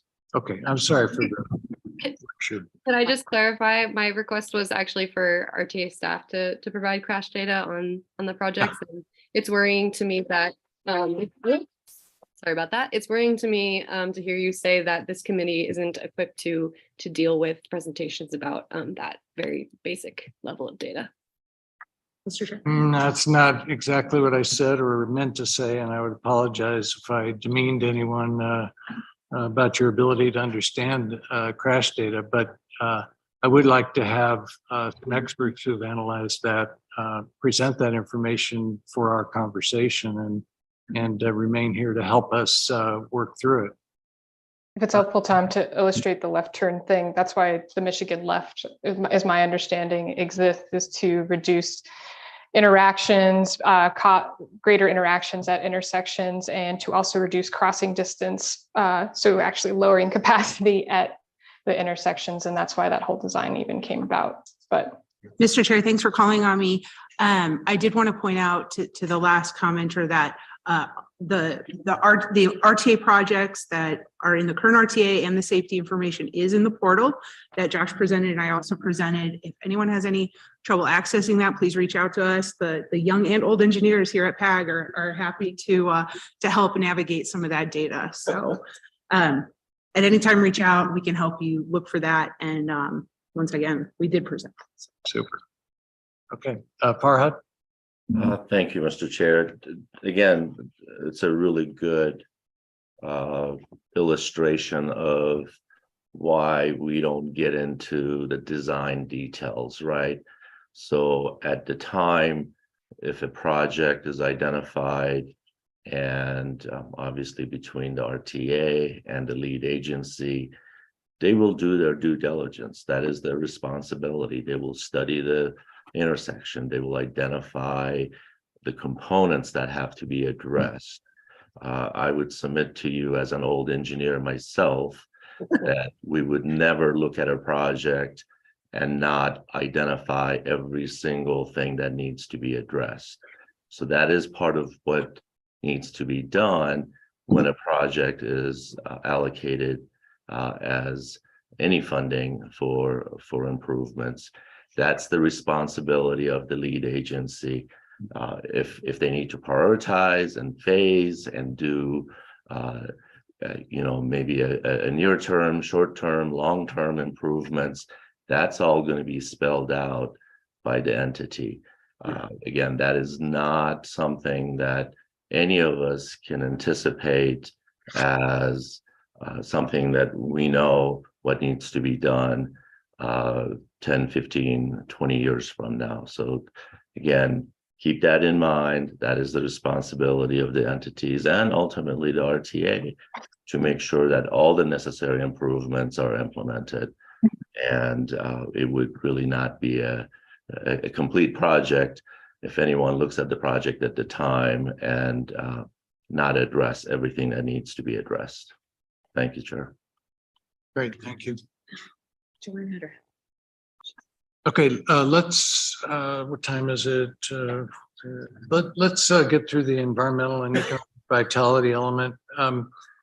Mas, to answer your question, it's becoming a little clearer to me that at our next meeting, we will go through each of these sub-elements and make whatever changes we think are necessary, either in the title or the body or the content of those, in order that we can confirm that the amount of money that is being proposed, as well as whatever types of projects or sub-elements, as we're calling them, are appropriate for it. And that gives us our safety element. And the same thing here for the, what are you calling it now? Shorthand, EEV? EEV. Yeah, we already know that we have comments about this from the last time, and we'll do the same thing with that, where we'll go through those sub-elements and either break them apart, add more, eliminate, whatever it is that the committee feels we should do. And Mr. Chair, just to wrap up the safety element, I just wanted to show that as of now, we have 574 projects complete under this categorical. And then the hope was to have the committee go through this table and start thinking about how you want to allocate the various sub-elements with the, using the 170 million that has been moved forward. But if you want to move forward with the EEV, we can do that at this point. So the environmental and economic vitality, which I've decided to name EEV because they get it wrong all the time, includes 3 sub-elements: the greenways, pathways, bikeways, and sidewalks, the transportation-related critical wildlife linkages, and the small business assistance. And again, the board has allocated 110 million for this, and the forecasted through 2026 funding allocation is 64 million. So again, in your packet, you have the various, or the map of the 239 greenway, bikeways, pathways, and sidewalks that have been, or that's how many have been completed. Your map shows those that are, on their way to being completed and under construction. For the transportation related. I'll pocket you back on this for a second. I would assume that these are, when you say bikeways, are we talking about any bike lanes in that element, or are these all separate from bike paths? Are these separate bike paths, or are they perhaps like yeah, Farhad, do you want to? Yeah, and Rick can add to that as well. So these are individual projects, various types of treatments. It could be a multi-use path, it could be a bike lane, it could be a bike boulevard within an existing local street. So anytime we identified an improvement project that would enhance the usage of bicycle traffic, that was counted as a project. And some of them obviously were portions of the loop. Some of them are, sidewalk improvements, just filling in gaps, or brand new sidewalk improvements as part of areas that didn't have any sidewalk. Are So they part of any named corridor projects? I don't believe so, and that's something for Rick and the team to break that out and bring it back as needed. But individual 239 projects are not part of the corridor projects. Now, what's shown on the map might be including some of the corridors as well. That's correct. Yes, the map has everything on there, across all those, exactly as Farhad described. Okay, and the 239 include bike boulevards and other pathways, greenways that have been constructed? I believe so. I'd have to double check on that number, but yeah, I think that's the intent, is that covers all, exactly like Farhad was describing, all bike related, ped related type of improvements that would have been in whatever way, shape or form is best suited for that particular need. Thank you. There's a question from Mel. Mel? After your question, I didn't understand. The 239 are in addition to roadways, or they're included in other projects? There's separate projects, and by definition, anytime we identify a project, we count that as a project. So they're separate projects from the individual or corridor projects.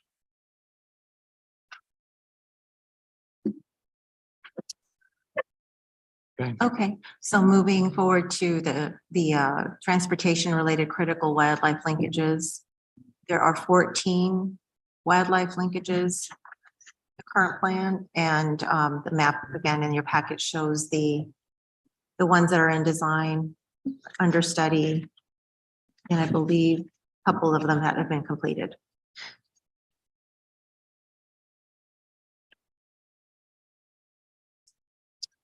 So the total EEV element projects that have been completed are 253 to date.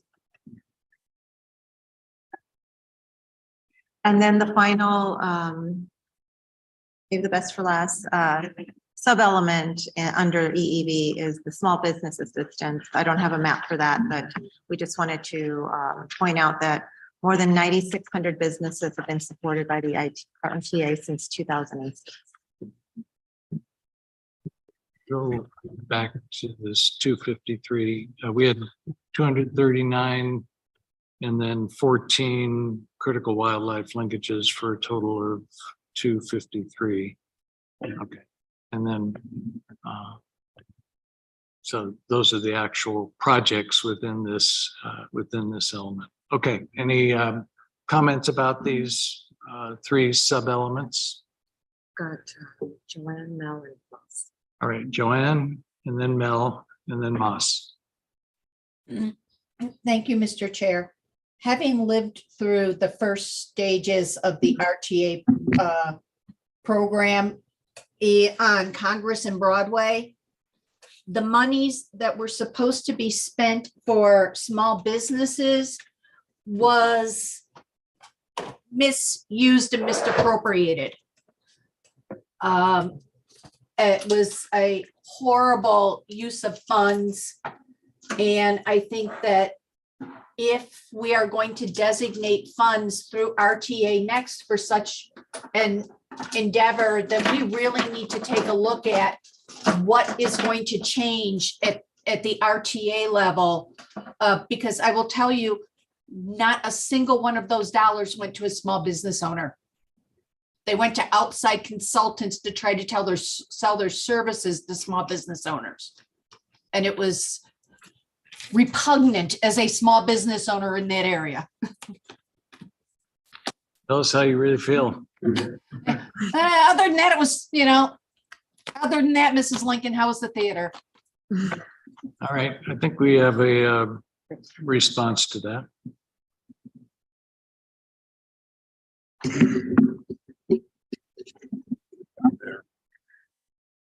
Thank you, Mr. Chair, committee members. My name is Brendan Dornquist. I'm the program manager. You probably will have to. I will have to Sorry. hold it. Thanks. Yeah, sorry. Sorry about that. Mr. Chair, committee members, my name is Brendan Dornquist. I'm the program manager for the Main Street Business Assistance Program. To follow up on the comment that was just made by somebody on the committee, one thing that we have to make very clear is that by our state gift laws, we cannot contribute any money to any business in any way, shape, or form. That is a violation of our Arizona state gift laws. So we cannot pay for their advertising. We cannot write them a check. We cannot do anything that is a direct allocation of funds to them. We hire private sector consultants who bring our program forward. By the way, that number that she has there, that was as of last May in our outlook. The actual number now is 10,134. And that will be updated when we do the new outlet coming up. So there are certain things within the program that we can and cannot do and provide. I don't know the specifics of her issues. I'd be happy to talk to her. I've not received anything related to that, but I know the downtown streetcar project, which I'm assuming that they're referring to, is a difficult project. But I can go through very quickly, if you like, the types of services that we are allowed to provide and that we do provide. And if that is helpful, I'm more than happy to go through that. Yeah, that'd be great. We appreciate that. So our program is broken up into essentially 3 legs of a stool. There's our complementary services that are provided by our outreach team. Again, nobody that works for our team, other than me, is a government employee. They're all private sector consultants. Our team scales up and down depending on the number of projects we're working on. So we'll have as few as 4 consultants on our team, as many as 9. We have 6 currently. We have 125 years of combined direct experience in construction mitigation. We have over 250 years of business consulting experience on our team. Again, they're all private sector consultants. Our outreach services provide, and I'll just read this because it'll be fast. Coordination with assigned business professionals through our liaisons who are available 24/7. I'm also available 24/7 with our hotline, which rolls to my cell phone. And yes, I've gotten calls on holidays and vacations and everything in between. Communication before and during construction, including on-site visits to your business, phone calls and emails. Provide materials and handouts during planning and construction phases. Some examples would be fact sheets, public notices, and traffic control updates. Referrals to appropriate agencies and project teams. So if it's something related to real estate, we get the real estate professionals, and something related to design, we get the design team in. Timely response to questions and issues related to project design and construction. Education in the construction process, help the businesses understand and get clarification about what is going to happen. And then opportunities to provide feedback that we take back to the construction meetings. We're involved with the program from the day that they begin planning through all design, all the way through construction. So in some corridors, we've been out there 15.5 years to date. Grant Road would be a good example. The next part of the stool would be related to our direct business consulting. Our direct business consulting, we have consultants that can analyze potential opportunities and strategies to mitigate construction impacts. Again, every business is unique.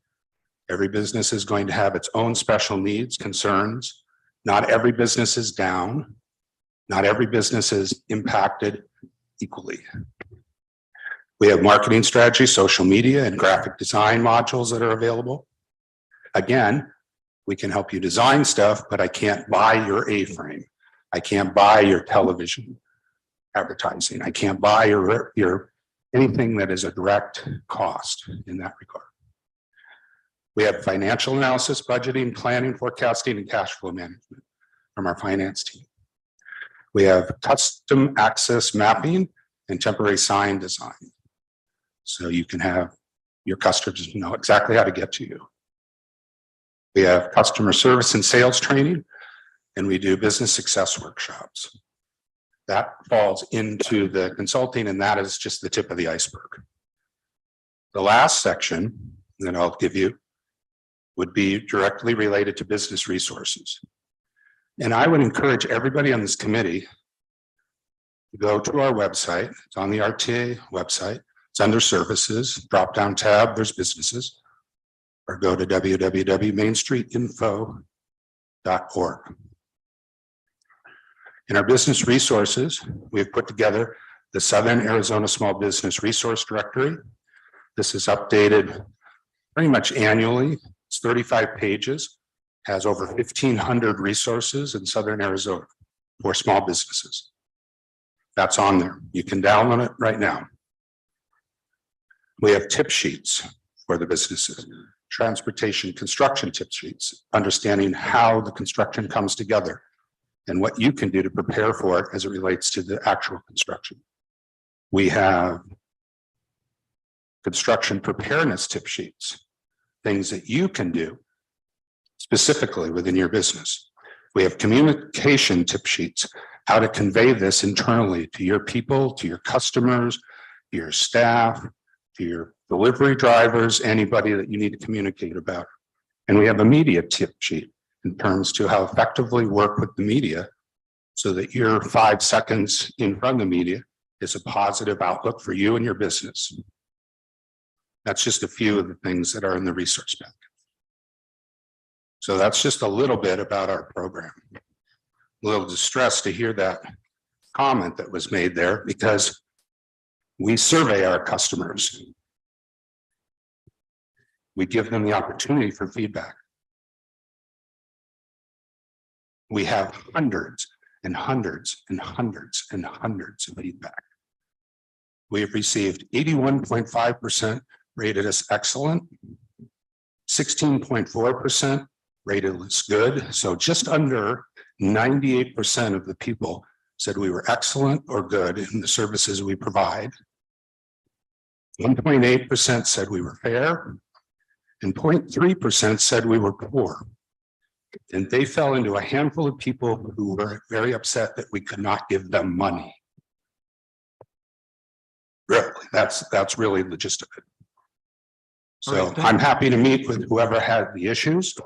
I'm happy to continue to explain our program and go through it in greater detail. But I am. Appreciate that. And at our next meeting, we will dive fully into this and discuss it in a little more detail. But I greatly appreciate you taking the time to walk us through that. And I do hope that you and Joanne can get together and discuss this somewhat. Our hotline runs right to my cell phone. She can call me anytime, or if you want to provide to me, I'll follow her up with her immediately. Thank you. All right, thanks. Farhad? Mr. Chair, thank you. I just want to add a little bit more context. Thank you, Britton. That was a really good overview. But really, just to put it in perspective, if we don't have a service to assist businesses before the construction is coming, they would really be in a much more painful position. So it is a difficult set of circumstances for businesses. They know the construction is coming. They know they're going to be impacted by that. And really, the alternative is that there is nobody out there providing assistance. So the team does an excellent job of preparing everyone. And obviously, they choose to participate, and in some cases they don't participate. And I can tell you that the ones that participate are typically the ones that are very satisfied and see the benefit. Typically, the ones that don't participate, or as Britton said, they participate believing that they're going to get some financial assistance, those are the ones that may not benefit from it as much as they like to. But again, 10,000 plus businesses having gone through a number of significant construction projects, and I can attest to that. I've talked to many of them personally, and they really truly believe that this is a good model, and we should continue doing that. The alternative would be they're out there on their own, and I don't think anybody would want that. So thank you, Mr. Chair. Thank you. Joanne. Yes, dear. Oh, okay. Your hand was still up. Didn't know if you wanted to No, into this, or if you are willing to talk to Mr. Dornquist about your concerns and issues. And he's more than we'll willing talk to. about it in more detail at our next meeting for sure. I would absolutely love that, because the things that I mentioned had nothing to do with business owners asking for money or asking for any gifts from any organization. All right. Well, I'll look for a report from you and from Mr. Dornquist at our next meeting, if he's so available. Thank you. Chris. Thank you, Mr. Chair. Apologies for being late to today's meeting. As an attorney, I have some experience with the gift clause and in my previous life as a municipal lawyer, et cetera. I'm super interested in the analysis associated with treating these funds, the small business assistance funds, as being somehow constrained by the gift clause, assuming that the underpinning of having this fund at all is to address the negative impacts that construction can have on a business. If it's framed as we are trying to address those negative impacts in terms of loss of income, other sort of negative externalities associated with construction that is in proximity to a small business, I would love to hear the legal analysis associated with how that is treated as a gift under that constitutional provision. If we are using these monies to directly support and respond to addressing those negative externalities, real world monetary losses that the small businesses suffer as a result of construction at or around their business. I haven't seen that analysis, but I would love to see it, because I guess I frame it as we're trying to deal with the negative externalities. Why couldn't we provide assistance to small businesses? I'm curious about that, just from a legal perspective. Okay, we'll attempt to bring that into our conversation. Thanks for that. I know this is significantly different from moving expenses and relocation costs that are indeed a part of a typical roadway project. And Ramon, I see. Yeah, Ramon and then Farhad. Great. Brenton, how are you? It's Ramon Ganders. Good to see your small little head on a tiny screen here, but sorry I'm not there. But I actually want to just say on a positive note, when I represented the small business community in town, Britton's name came up constantly, and I think it's one of the reasons why small business did support the RTA and made it easier. Then later on in my career, when I represented the heavy civil industry, and we did our part, for instance, along University when the streetcar was going in, we did our part on the heavy civil side to meet with businesses, and by 10 seconds in the conversation, the number one thing they always said is they were in touch with the RTA and Britain. So I just want to say hats off to you, Britain, and everything you've done there, because it has significantly made an impact to the businesses. And I can specifically say that since I represent both small and the heavy civil side. And I appreciate everything you've done to keep in contact with them. Thanks, Ramon. Let's have Farhad and then Mel. Yeah, again, Mr. Chair. So back to Chris's comment. So individual projects, obviously, as they anticipate impact to businesses, if it's a right-of-way take, and you touched on it, Tom, that's different. That's really assisting a right-of-way take, either it's a partial take or a full take and relocation. That's where we get involved and get our attorneys involved, and that's a different scenario. So when Britt talked about gift clause, that was at a much higher level. As a much higher level, when the program was established, it was not intended to mitigate for any adverse impacts. It was purely to assist, to allow them to survive through the construction. So they're really two separate issues. So yes, if there is a mitigation and impact, that's the legal side of it discussion, but the small business assistance is not intended to be doing that.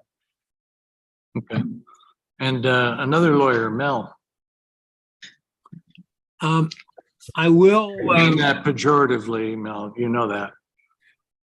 Who you gonna call when you got a problem? There you go.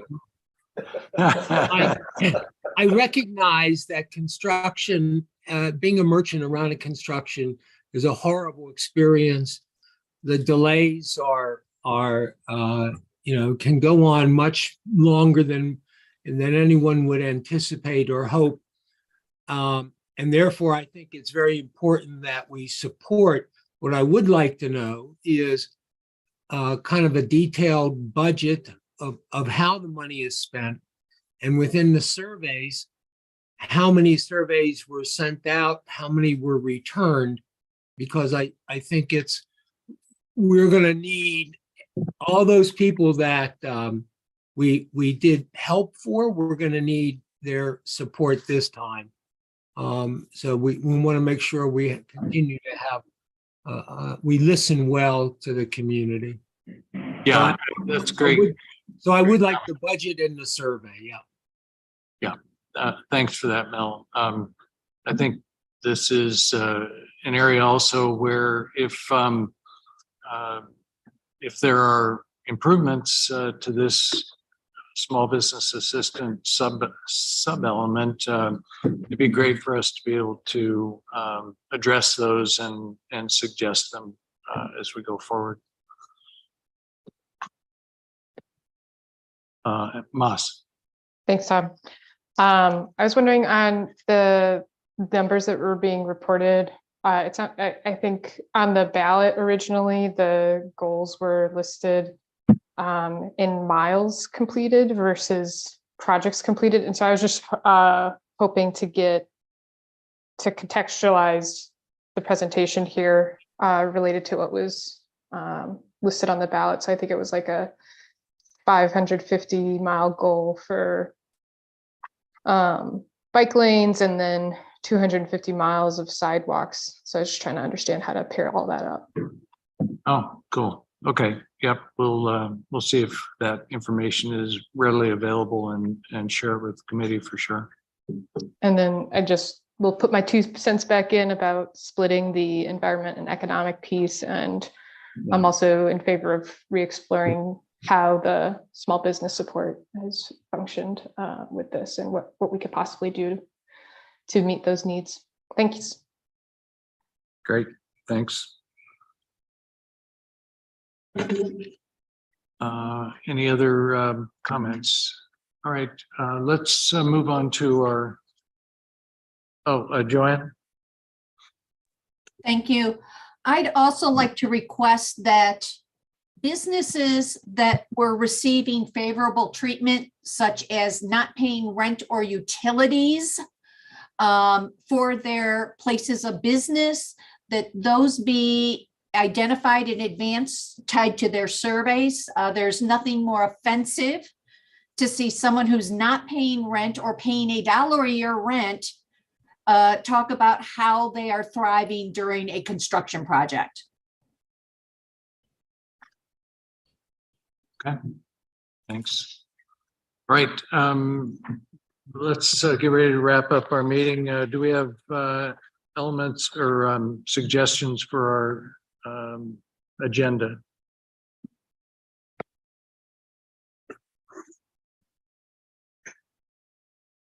Well, I certainly cataloged a lot of agenda items for our next one, items for us to discuss.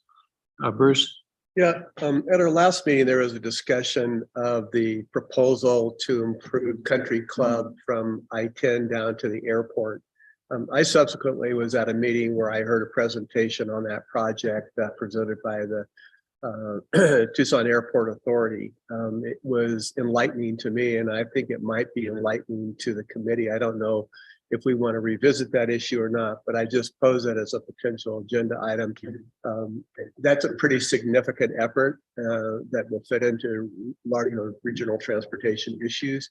I think the Airport Authority has other sources of money, but it would be looking to the RTA for assistance as well. So I just pose it as something we might want to take a look at before we finish our work. Got it. Carolyn. Yes, thank you, Mr. Chair. I agree with Bruce that we should discuss it because, I mean, I don't know if not necessarily for the same reason, but I don't understand that project. And it was not in our big menu of projects that we went through and had prioritization and all that. It just kind of came up, I think, by one committee member last time, and all of a sudden it's on the list.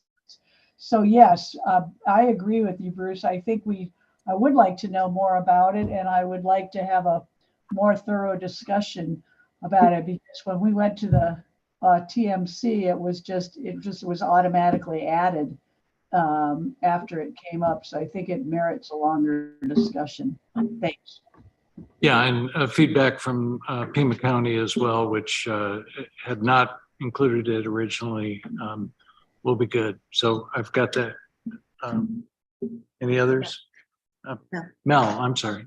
No, I would further to understand in light of the proposed reduction of some of the elements of transit, how we expect to connect employment, where people will have destination and where they're home with transit. And I'm not seeing it in what the materials we have to date. It's all based upon assumptions that doesn't show anyone using transit. It just says it's available. So I really need to make that connection before we plan to spend a lot of money to have some expectation of a return. Okay, thank you. We'll reach out for that kind of information. Following up on Mel's comment, I think still some comments from like obviously staff from the standpoint of what are work centers and that and how these projects would connect to the working centers, and some comments from Suntran, et cetera, would also be I think could support that, and I think we ought to look into those options and see what's out there. Good. Thank you. All right. Hearing no other suggestions for a future agenda item, I want to thank the committee for their attendance today and participation, and really look forward to our next meeting where we will really provide the detail of these individual sub-elements and get into the meat of our final plan as a result.